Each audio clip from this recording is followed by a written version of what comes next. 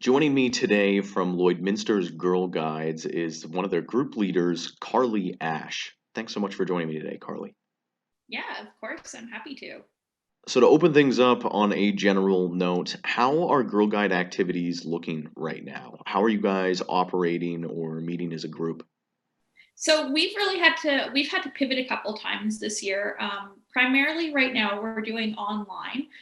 Right now we are able to meet outdoors in groups of less than 10, which is great, but many of our units have more than 10 people in them. So obviously most of our activities are still running online, but I think from my perspective, that pivot to online has actually really given us a lot of opportunities to seek out programming that might not have been accessible when we're meeting in person. So we've had opportunities to have guest speakers in over Zoom and Google Teams, or we've had opportunities to do programming with things like the Royal Tyrrell Museum. So I think in some ways it's been really good.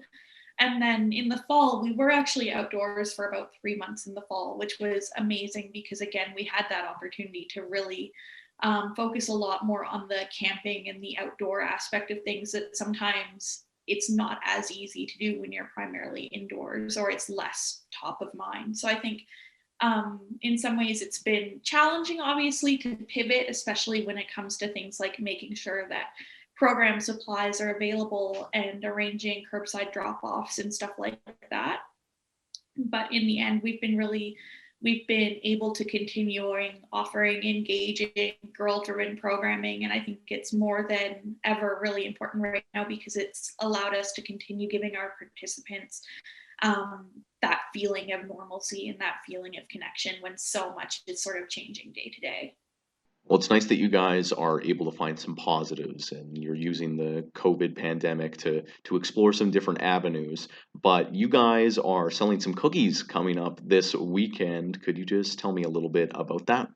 We are. So cookie sales are obviously one of the things that's really had to pivot a lot in the past year. It's harder to do door to door sales. So what we're doing this year is we've actually decided to innovate a little bit. So we're going to be offering a cookie drive-through in Lloydminster. So it's going to be a really exciting way for people to get their cookies in sort of a safe, socially distanced manner. And it's also going to be an excellent opportunity for our girls, our participants, to work on some of those cookie selling skills that are so important in Girl Guides.